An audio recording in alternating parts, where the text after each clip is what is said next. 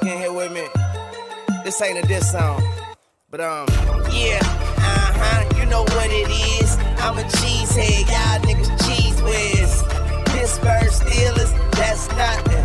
That Super Bowl ring, that's nothing. Pull up in your town when you see me, you know everything. Green and yellow, green and yellow, green and yellow, green and yellow. I put it down, representing for my team. I'm in green. How did Devontae look? Looked like he's going pretty quickly during the portion that we got to watch. Yeah, I mean, we were out there for a walkthrough, but the individual portion, I thought he did a nice job, and we'll just see how he progresses throughout the week. What's your plan for him moving forward, Coach? It's just day by day, and we'll take it day by day and see how he does, and when he's ready to go, we'll be ecstatic. Matt, does it change your preparation at all going up against a team that just made a change at coordinator, a significant coaching change there? How do you go about navigating that? No, I think we're just going to have to adjust in game in terms of it's a new play caller, but it's still the same personnel. I think it's tough to really do a wholesale change in terms of scheme in a matter of a week, but I'm certain there's going to be each play caller kind of has their own identity, and we're going to have to adjust to that throughout the game. Well, with the injuries they've had this year, and then Melvin coming late, losing 3-4 games by like a score or so, it's kind of hard to get a fix on really their identity, isn't it? Well, I know when I cut on the tape, I see a lot of good football players. Just like you mentioned, they lost a few tough games, and we know that we're going to have to play our best to beat a really good opponent on the road. Matt, you've gotten an opportunity to kind of see how Packer fans travel, but there's supposed to be a really sizable Packer contingent heading to this one. How do you think that helps you, and what are your impressions of Packer fans on the road? Yeah, I think our fans are second to none. I mean, I thought we had a pretty good turnout last week in KC, but, at the end of the day, you still got to go out and play football. Certainly it is nice especially when we're in Lambeau here and you have that home field advantage, but you still got to go out and play football. And like I said, we're playing a pretty darn good opponent that was a playoff team last year and, has a lot of good players. Matthew, you told the story before that 2016 game at the Georgia Dome. What is that? What was that like for you to see? And I know you have to do your job, but are you kind of excited to maybe be on the receiving end of that this time around? Yeah, I think certainly, you always appreciate that support. And like I said, our fans are really, really, they're awesome. So, but we'll just wait and see what it's like out there. I know it's a smaller venue. When I was with the Rams, we scrimmaged against the Chargers in that stadium, and but like I said, you still got to go out and play the game.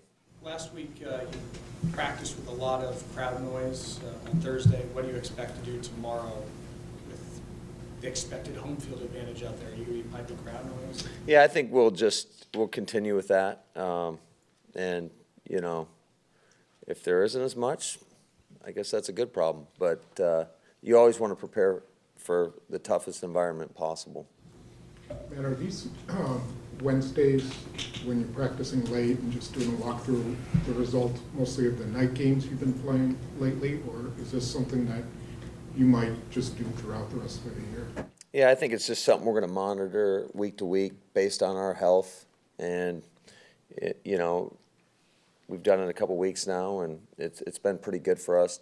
To be honest with you, you end up getting more reps than you do a typical practice because you get, you're just going nonstop. So I think it is a good tool for our guys. Matt, is that something you have done in the past, or was that sort of just an adjustment to how the team's doing and kind of wanting to go that route? Yeah, I mean, I've done it sporadically throughout my career with other coaches, and typically that happens when you're on like a short week or whatever. But I know in LA in 2017, we pretty much about the halfway point or a little bit past that, we ended up kind of adopting that philosophy for the Wednesday practices for the remainder of the season. You're obviously going from kind of extreme weather conditions, especially since it snowed here yesterday. It was going to be 80-something out there. Will you get the guys out when you get there Saturday or Friday night into Saturday? Will you do anything outside just to try to acclimate to the weather? Yeah, we'll have a walkthrough on Saturday when we're out there. The key thing that we've been pushing our guys on is making sure they're hydrating, because just like you mentioned, it's going to be, you're going from 30-degree weather to 80-degree weather, so we got to make sure we're ready for that. Back to the Wednesday schedule, what do you like about the later start time? Is it just a matter of having a few more hours from kickoff, or are there stuff that you're able to structure into the early part of the day? Yeah, it's more or less, when we gave them off Monday, and so just to fit everything in, where you want to recap and put your last game to bed and then move on to the Chargers. That's why. There's just more material to kind of go through. And I know you had a lot of really good players on elliptical machines and bikes today. Is there a drawback to not having a tradition? In your mind, is there something you're giving up, though, by not having a typical practice on a day like today? Yeah, there's definitely some things, but not all those guys would be out there anyways. But yeah, some of the rhythm and timing and just communication, just going out there getting reps, especially for young players, it can be a little, I don't want to say detrimental, but it can, they could use those reps certainly. But again, I think it's more about what's best for our football team as a whole. What do you think about where you're at now in your return game with the changes you've made? Yeah, that's kind of a wait and see. That's something that we're looking at each and every day, and we just felt like this was the right time to make a change with our returner and on punt return, and we'll see how it goes on Sunday. Matt, 8 games in, the first 2 months fly by in the NFL, but how do you feel at the midway point of the season, the comfort with the offense, working with your guys, knowing their strengths versus week 1 against Chicago? Yeah, we're in a lot better spot, but as soon as you start getting comfortable, you're going to get smacked in the mouth. So we got to keep working each and every day to get better, because I still think really in all 3 phases, I think there's a lot more out there for our football team and for a lot of the individuals. I know we can play better and as well as coach better. Coach, Adams has missed 4 games. How do you think that's going to affect him? He missed some games as far as mental reps, physically, and if he does play this week, what do you expect of him? Yeah, I'm not too concerned about the mental aspect of it. I think Devontae's extremely intelligent. I think he's been engaged in all our meetings. He absorbs everything. To be honest, he's like having another coach out there.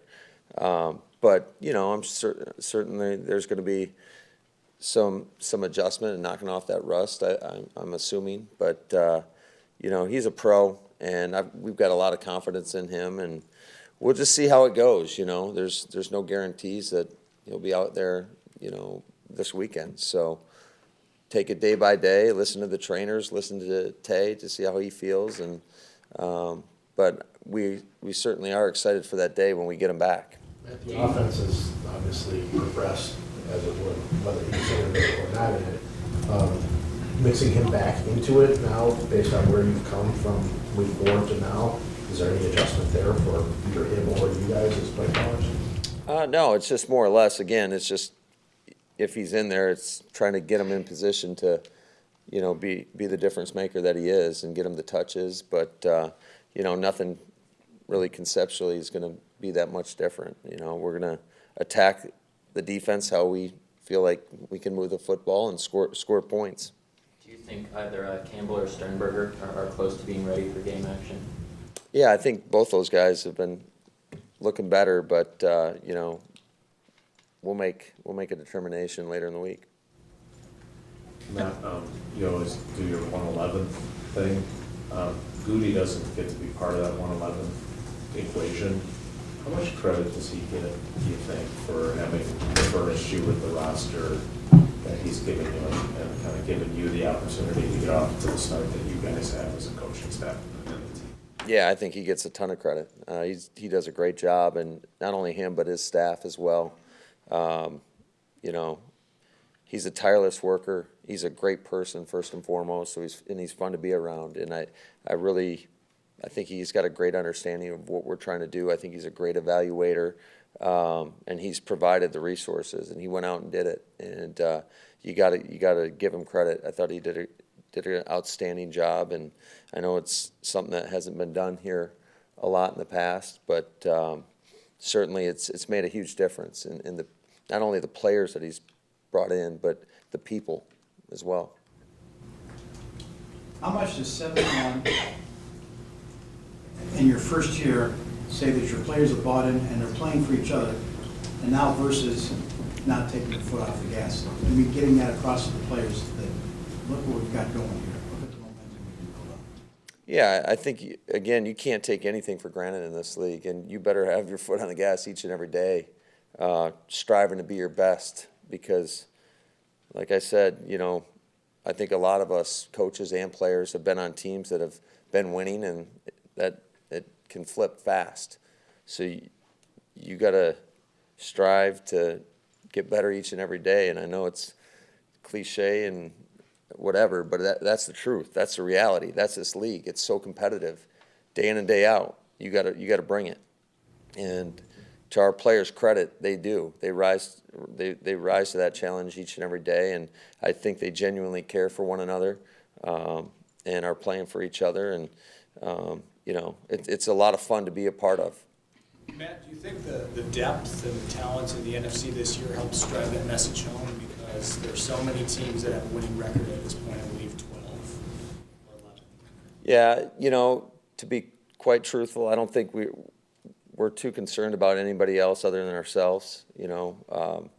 But to your point, that just shows the competitiveness, the competitive balance of the National Football League. There's a lot of great teams. You don't have to look any further than our division. You know, I think all 4 teams are premier teams, and so we got to make sure that we handle our business each and every day, and again, try to get better. I know you've said over and over that you're 1-0 this week, 1-0 this week, but is there a time when you do allow yourself to think more big picture of who else is out there in the conference, considering this team is 7-1 and you're playing for some pretty big things?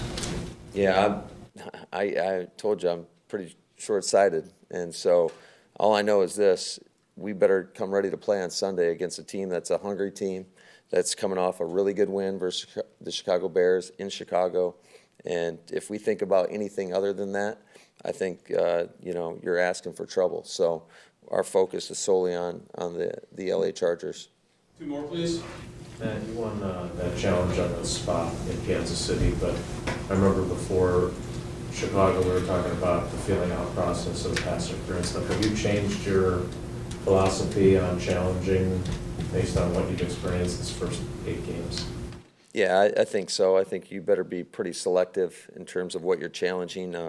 Even spots are a lot of times tough to overcome, but you know, we got the information from upstairs that it was clearly short of the line to gain, and that's why we challenged that one. But you know, as far as pass interference is concerned, yeah, you better know and know that you know. So, and even then, you still might want to think about it, but it's tough. It is what it is. Is that something you kind of reserve for like a momentum, not so much, but possession change type of thing to challenge? Because the 3rd down you challenge gets you the ball on a punt. Is that something where if that's 2nd down, you don't even think about it? If it's an interference 20 yards down the field versus on a touchdown type of play? Yeah, I think it's a case-by-case deal, and in that situation, you're talking about going to 4th down. You know, we felt pretty good that he was short. If that was 2nd down, to your point, probably wouldn't challenge that.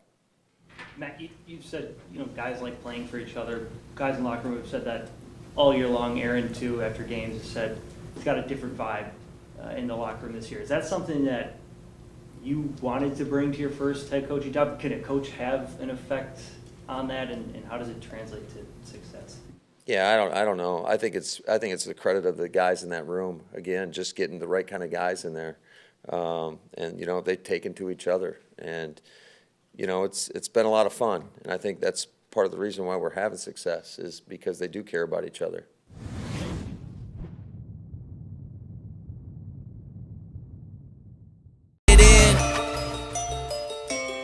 Oh yeah. Young Moolah, baby.